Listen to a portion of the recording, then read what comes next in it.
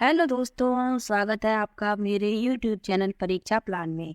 तो चलिए साइंस की क्लास को शुरू करते हैं। यदि आप चैनल पर नए हैं तो चैनल को सब्सक्राइब कर लीजिए। पिछले वीडियो में जंतुओं में जनन किस प्रकार होता है इसके बारे में पढ़ा था। आज पढ़ेंगे किशोरावस्था की ओर। अध्याय 7 है किशोरावस्था की ओर। तो चलिए पढ़ते हैं। लिखा है, पिछले अध्याय में आपने पढ़ा कि जंतु किस प्रकार जनन करते हैं। मानव एवं बहुत से अन्य जंतु एक निश्चित आयु तक पहुंचने के बाद ही जनन कर सकते हैं। मानव किसी निश्चित आयु के बाद ही जनन क्यों कर सकते हैं? इस अध्याय में आप मानव शरीर में होने वाले उन परिवर्तनों के विषय में पढ़ेंगे जिनके उपरांत वह जनन हेतु सक्षम हो पाता है। अध्याय 6 में आप मानव जननांगों के विषय में पढ़ चुके हैं। इस अध्याय में हम उन हार्मोनों के विषय में चर्चा करेंगे जो शिशु में होने वाले उन परिवर्तनों में महत्वपूर्ण भूमिका निभाते हैं जिसके कारण बच्चा बड़ा होकर वयस्क हो जाता है। लिखा है, किशोरावस्था एवं यौवनारंभ। बूझो अपना 12वां जन्मदिन मना रहा था। मित्रों के चले जाने के पश्चात बूझो और पहेली ने अपने माता पिता के साथ बातें की। पहेली एक कन्या विद्यालय में पढ़ती है। वह हंसने लगी। उसने टिप्पणी की कि बूझो के कई मित्रों जिनसे वह 1 वर्ष बाद मिली थी की लंबाई एकाएक कितनी बढ़ गई है। उनमें से कुछ तो मूछें आने से जोकर नजर आ रहे थे। उसकी माँ ने समझाया कि लड़के बड़े हो गए हैं। वृद्धि जन्म के समय से ही होने लगती है, परंतु 10 या 11 वर्ष की आयु के बाद वृद्धि में एकाएक तीव्रता आती है और वृद्धि साफ दिखाई देने लगती है। यानी वृद्धि तो जन्म से ही होती है, लेकिन 10 और 11 वर्ष की आयु के बाद जो वृद्धि होती है वह स्पष्ट दिखाई देने लगती है कि यह वृद्धि शरीर में हो रही है। आगे लिखा है, शरीर में होने वाले परिवर्तन वृद्धि प्रक्रिया का एक भाग है। यह इस बात का संकेत है कि अब आप बच्चे नहीं रहे तथा युवा अवस्था में कदम रख रहे हैं। अब बूझो कहता है कि शरीर में होने वाले इस परिवर्तन की अवधि कब तक रहेगी। अब लिखा है, वृद्धि एक प्राकृतिक प्रक्रम है। जीवन काल की वह अवधि जब शरीर में ऐसे परिवर्तन होते हैं जिसके परिणाम स्वरूप जनन परिपक्वता आती है, किशोरावस्था कहलाती है। किशोरावस्था लगभग 11 वर्ष की आयु से प्रारंभ होकर 18 वर्ष अथवा 19 वर्ष की आयु तक रहती है। यह अवधि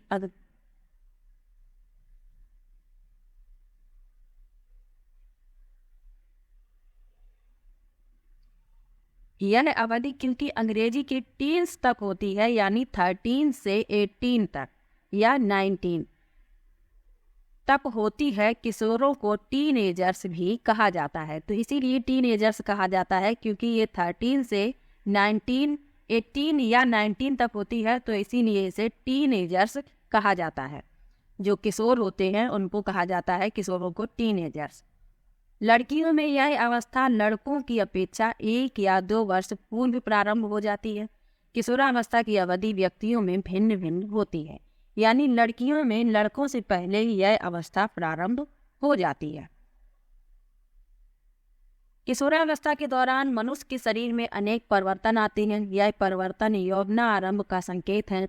इनमें से सबसे महत्वपूर्ण परिवर्तन है लड़के एवं लड़कियों की जनन क्षमता का विकास। किशोर की जनन परिपक्वता के साथ ही यौवनारंभ समाप्त हो जाता है।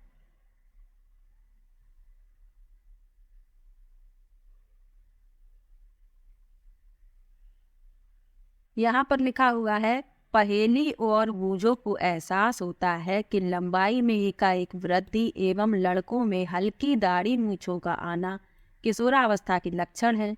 वे यौवनारंभ होने वाले अन्य परिवर्तनों के विषय में जानना चाहते हैं।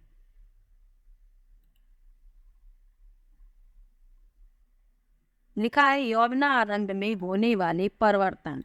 तो सबसे पहले लिखा है लंबाई में वृद्धि। लंबाई में एकाएक वृद्धि यौवनारंभ के दौरान होने वाला सबसे अधिक दृष्टिगोचर परिवर्तन है। इस समय शरीर की लंबी अस्थियों की अर्थात हाथ एवं पैरों की अस्थियों की लंबाई में वृद्धि होती है और व्यक्ति लंबा हो जाता है। तो सबसे पहला परिवर्तन तो यही दिखाई देता है कि लंबाई बढ़ जाती है, हड्डियों की लंबाइयां बढ़ जाती हैं, हाथ एवं पैर लंबे हो जाते हैं। प्रारंभ में लड़कियां लड़कों की अपेक्षा अधिक तीव्रता से बढ़ती हैं, परंतु लगभग 18 वर्ष की आयु तक दोनों अपनी अधिकतम लंबाई प्राप्त कर लेते हैं।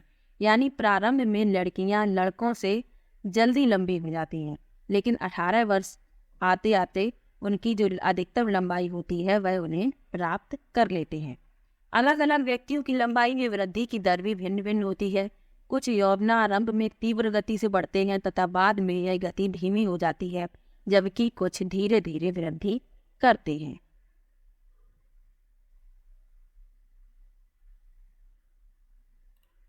अब पहेली कहती है, मैं चिंतित हूँ, यद्यपि मैं लंबी हो गई परंतु शरीर की तुलना में मेरा चेहरा छोटा है।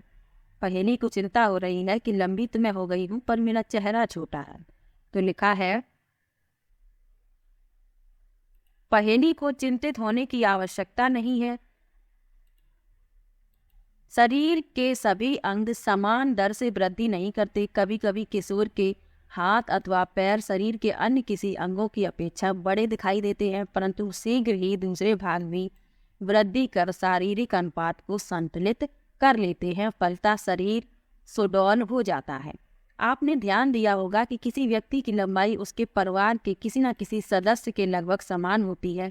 इसका कारण यह है कि लंबाई माता पिता से प्राप्त जीन पर निर्भर करती है, परंतु वृद्धि के इन वर्षों में उचित प्रकार का संतुलित आहार आवश्यक है।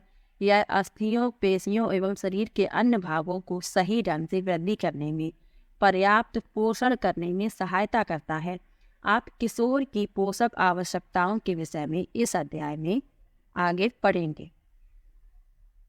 अब लिखा है शारीरिक आकृति में परिवर्तन। तो लंबाई के बारे में पढ़ लिया, अब पढ़ेंगे शारीरिक आकृति में परिवर्तन। क्या आपने ध्यान दिया कि आपकी कक्षा के छात्रों के कंधे एवं सीना निचली कक्षा के छात्रों की अपेक्षा अधिक चौड़े होते हैं? इसका कारण यह है कि वे यौवनारंभ में प्रवेश कर चुके हैं, जब वृद्धि के कारण कंधे फैलकर चौड़े हो जाते हैं। लड़कियों में कमर का निचला भाग चौड़ा हो जाता है।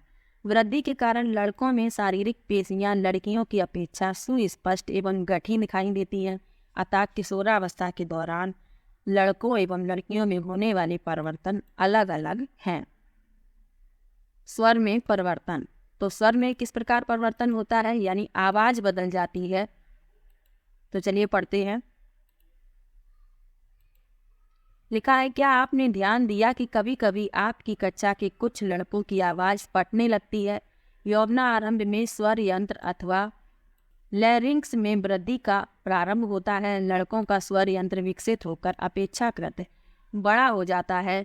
लड़कों में बढ़ता हुआ स्वर यंत्र गले के सामने की ओर सुस्पष्ट उभरे भाग के रूप में दिखाई देता है, जिसे एडम्स एप्पल कंठमणि कहते हैं। लड़कियों में स्वर यंत्र अपेक्षाकृत छोटा होता है, अतः बाहर से सामान्यता दिखाई नहीं देता। सामान्यतः लड़कियों का स्वर उच्च तारत्व वाला होता है, जबकि लड़कों का स्वर गहरा होता है।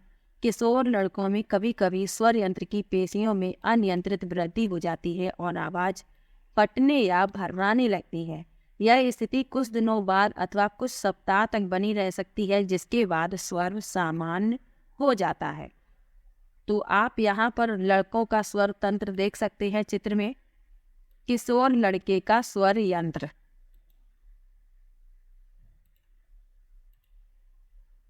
ये यहाँ पर इस चित्र में दिखाया गया है। यहाँ पर इस प्रकार से दिखाया गया है, एडम्स एप्पल।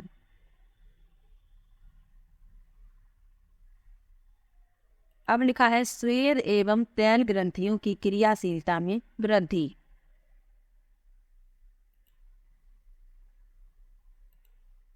किशोरावस्था में स्वेद एवं तैल ग्रंथियों का स्राव बढ़ जाता है। इन ग्रंथियों की अधिक क्रियाशीलता के कारण कुछ व्यक्तियों के चेहरे पर फुंसियां और मुहासे आदि हो जाते हैं। तो तैल और स्वेद ग्रंथियों का अत्यधिक क्रियाशील होना चेहरे पर फुंसियां और मुहासे का कारण बनता है। अब लिखा है जनन अंगों का विकास। पिछले अध्याय में चित्र में दर्शाई गई मानव जननांगों का पुनर्वलोकन कीजिए। यौवनारंभ में नर जननांग जैसे कि वृषण शिशन पूर्णतः विकसित हो जाते हैं। वृषण से शुक्राणुओं का उत्पादन भी प्रारंभ हो जाता है। लड़कियों में अंडाशय साइज में वृद्धि हो जाती है तथा अंड परिपक्व होने लगते हैं। अंडाशय से अंडाणुओं का निर्मोचन भी प्रारंभ हो जाता है। लिखा है मानसिक बौद्धिक एवं संवेदनात्मक परिपक्वता प्राप्त करना।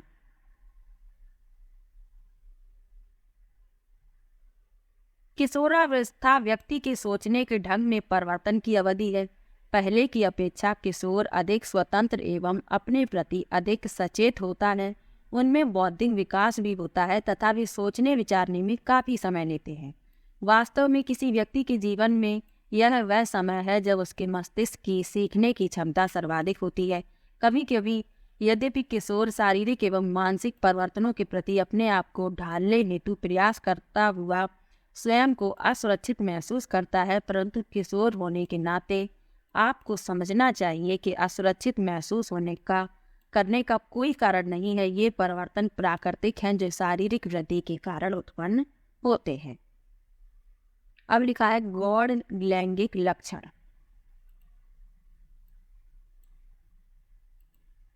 अध्याय 6 में आप पढ़ चुके हैं कि वृषण एवं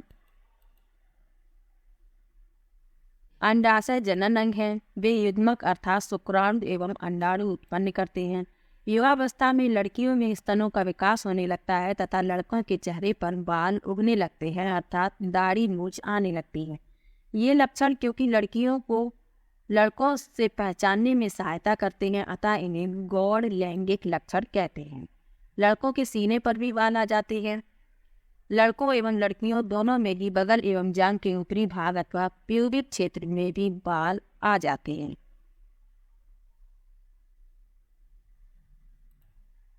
किशोरावस्था में होने वाले परिवर्तन हार्मोन द्वारा नियंत्रित होते हैं। हार्मोन रासायनिक पदार्थ हैं। यह अंतःस्रावी ग्रंथियों अथवा अंतःस्रावी तंत्र द्वारा स्रावित किए जाते हैं। यौवनारंभ के साथ ही वृषण पौरुष हार्मोन अथवा टेस्टोस्टेरोन का स्रवण प्रारंभ कर देता है। यह लड़कों में परिवर्तनों का कारक है जिनके बारे में आपने अभी अभी पढ़ा है। उदाहरण के लिए चेहरे पर बालों का आना। लड़कियों में यौवनारंभ के साथ ही अंडाशय स्त्री हार्मोन अथवा एस्ट्रोजन उत्पादित करना प्रारंभ करता है जिससे स्तन विकसित हो जाते हैं। दुग्धस्रावी ग्रंथियां अथवा दुग्ध ग्रंथियां स्तन के अंदर विकसित होती हैं। इन हार्मोनों के उत्पादन का नियंत्रण एक अन्य हार्मोन द्वारा किया जाता है जो पीयूष ग्रंथि अथवा पिट्यूटरी ग्रंथि द्वारा स्रावित किया जाता है। अब लिखा है जनन प्रकार प्रारंभ करने में हार्मोन की भूमिका। अंतःस्रावी ग्रंथियां हार्मोन रुधिर प्रवाह में स्रावित होती हैं जिससे वह शरीर के विशिष्ट भाग अथवा लक्ष्य स्थल तक पहुंच सके। लक्ष्य स्थल हार्मोन के प्रति अनुक्रिया करता है। हमारे शरीर में अनेक अंतःस्रावी ग्रंथियां हैं। वृषण एवं अंडाशय लैंगिक हार्मोन स्रावित। आपने अभी अभी पढ़ा है कि हार्मोन गौण लैंगिक लक्षणों के लिए उत्तरदायी हैं। लैंगिक हार्मोन भी पीयूष ग्रंथि द्वारा स्रावित हार्मोन के नियंत्रण में है। पीयूष ग्रंथि अनेक हार्मोन स्रावित करती है। उनमें से एक हार्मोन अंडाशय में अंडाणु एवं वृषण में शुक्राणु के परिपक्व होने को नियंत्रित करता है। तो ये प्रश्न पूछा गया है कि कौन सी ग्रंथि जो है एक से अधिक हार्मोन को स्रावित करती है। ये प्रश्न 2021 वाले पेपर में पूछा गया है, जनवरी 2021 वाले पेपर में। तो वह पीयूष ग्रंथि होती है जो एक से अधिक हार्मोन स्रावित करती है।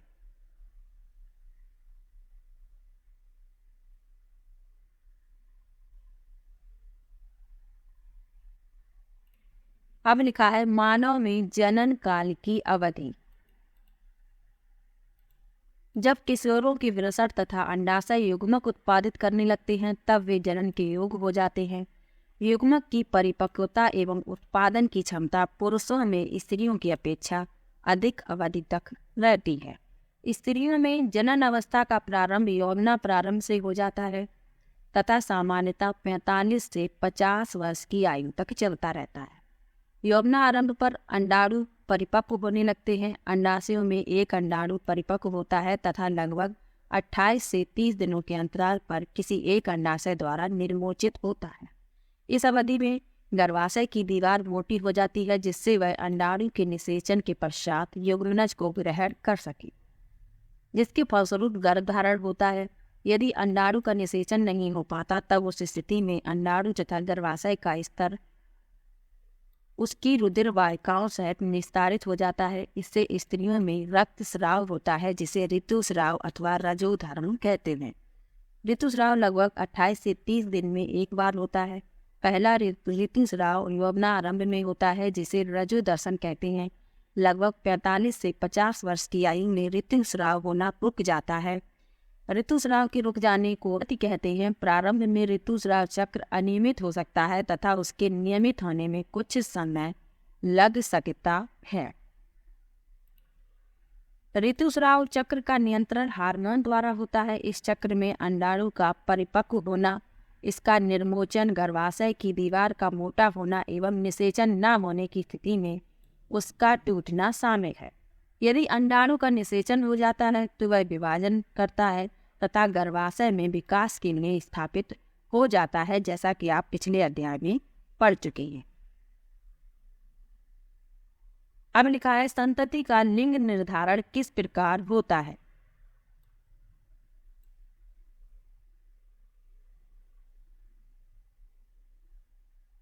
लड़का अथवा लड़की।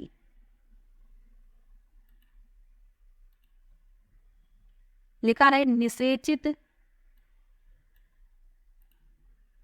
अंडाणु अथवा युग्मनज में जन्म लेने वाले शिशु के लिंग निर्धारण का संदेश होता है। यह संदेश निषेचित अंडाणु में धागे की संरचना अर्थात गुणसूत्रों में निहित होता है। गुणसूत्र प्रत्येक कोशिका के केंद्रक में उपस्थित होते हैं। सभी मनुष्यों की कोशिकाओं के केंद्रक में 23 जोड़े गुणसूत्र पाए जाते हैं। तो ये याद रखना है कि मनुष्य में कितने जोड़े गुणसूत्र पाए जाते हैं, तो 23 जोड़े गुणसूत्र पाए जाते हैं। इनमें से 2 गुणसूत्र यानी एक जोड़ी लिंग सूत्र हैं जिन्हें एक्स एवं वाई कहते हैं। स्त्री में 2 एक्स गुणसूत्र होते हैं जबकि पुरुष में 1 एक्स तथा 1 वाई गुणसूत्र होता है। युग्मक में गुणसूत्रों का एक जोड़ा होता है। अनिषेचित अंडाणु में सदा 1 एक्स गुणसूत्र होता है, परंतु शुक्राणु 2 प्रकार के होते हैं जिनमें एक प्रकार एक्स गुणसूत्र एवं दूसरे वाई गुणसूत्र में होता है। जब एक्स गुणसूत्र वाला शुक्राणु अंडाणु को निषेचित करता है तो युग्मनज में 2 एक्स गुणसूत्र होंगे तथा वह मादा शिशु में विकसित होगा। यदि अंडाणु को निषेचित करने वाले शुक्राणु में वाई गुणसूत्र हैं तो युग्मनज नर शिशु में विकसित होगा।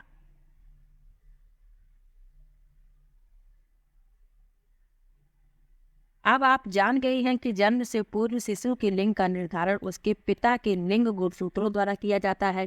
यह धारणा है कि बच्चे के लिंग के लिए उसकी मां उत्तरदायी है, पूर्णता निराधार है एवं अन्याय संगत है। तो शिशु के लिंग का निर्धारण होता है पिता के लिंग गुणसूत्रों द्वारा कि वह लड़की होगी या लड़का, ये पिता के लिंग गुणसूत्रों द्वारा निर्धारित होता है। अब लिखा है लिंग हार्मोन के अतिरिक्त अन्य हार्मोन। पीयूष ग्रंथि द्वारा स्रावित हार्मोन जननांगों को उनके हार्मोन उत्पन्न करने के लिए उद्दीपित करते हैं। आप पढ़ ही चुके हैं कि पीयूष ग्रंथि अंतःस्रावित ग्रंथि है जो मस्तिष्क से जुड़ी होती है। पीयूष ग्रंथि वृषण एवं अंडाशय के अतिरिक्त हमारे शरीर में थायराइड, अग्न्याशय एवं एड्रिनल जैसी कुछ अन्य अंतरास्रावी ग्रंथियां भी होती हैं। आप इस चित्र में देख सकते हैं, ये पीयूष ग्रंथि,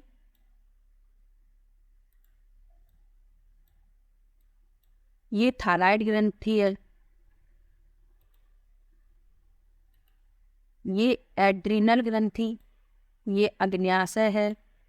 स्त्रियों में अंडाशय की स्थिति दिखाई गई है ये, और ये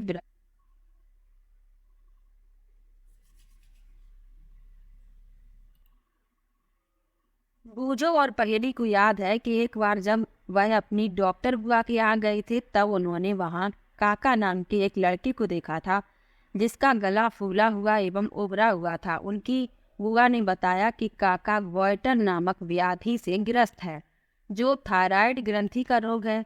काका की थायराइड ग्रंथि थायरॉक्सिन हार्मोन का उत्पादन नहीं कर रही थी। उनकी बुआ ने यह भी बताया कि उनके फूफा जी मधुमेह से पीड़ित हैं, क्योंकि उनका अग्न्याशय इंसुलिन हार्मोन का उत्पादन पर्याप्त मात्रा में नहीं कर रहा है। बूझो एवं पहेली ने उनके दवाखाने में टंगे चार्ट में दर्शाए गए एड्रिनल ग्रंथि के विषय में पूछा। उनकी बुआ ने उन्हें बताया कि एड्रिनल ग्रंथि ऐसे हार्मोन स्रावित करती है जो रुधिर में नमक की मात्रा को संतुलित करता है। एड्रीनेलिन नामक हार्मोन का स्रावण भी करती है। एड्रीनेलिन क्रोध, चिंता एवं उत्तेजना की अवस्था में तनाव के संयोजन का कार्य करता है। थायराइड एवं एड्रिनल ग्रंथि पीयूष ग्रंथि द्वारा स्रावित हार्मोन के माध्यम से प्राप्त आदेश के अनुसार ही अपने हार्मोन का स्रवण करती है। पीयूष ग्रंथि वृद्धि हार्मोन भी स्रावित करती है, जो व्यक्ति की सामान्य वृद्धि के लिए आवश्यक है।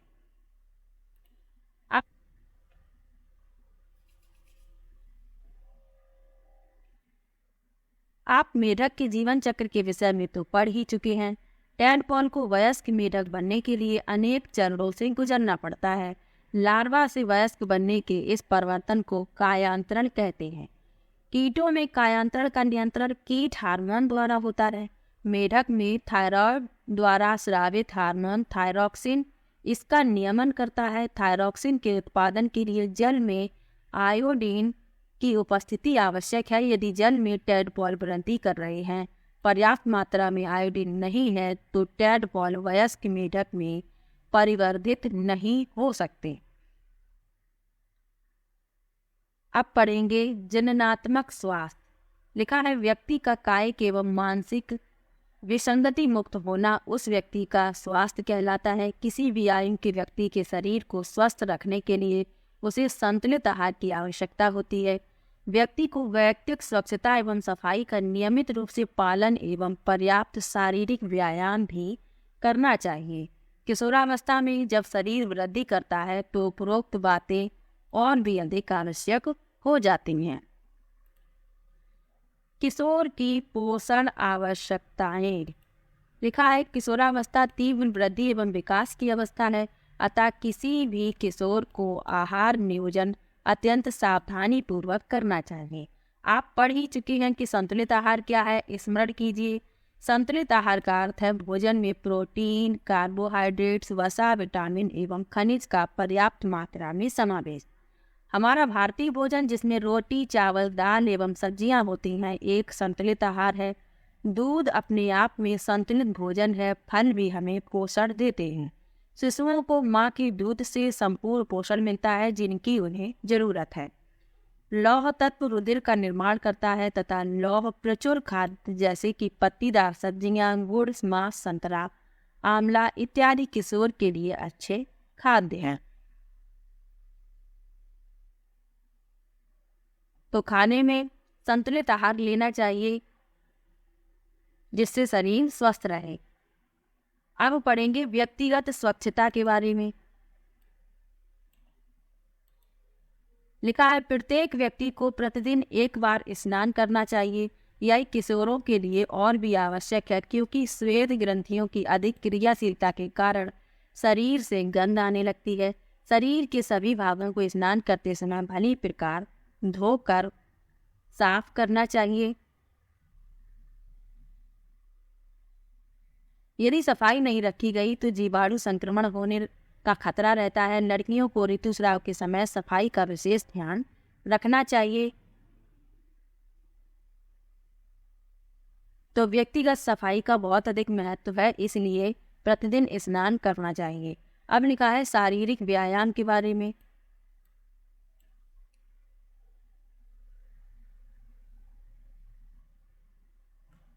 ताजी हवा में टहलना एवं खेलना शरीर को चुस्त एवं स्वस्थ रखता है। सभी युवा, किशोर, लड़के एवं लड़कियों को टहलना, व्यायाम करना एवं बाहर खेलना चाहिए।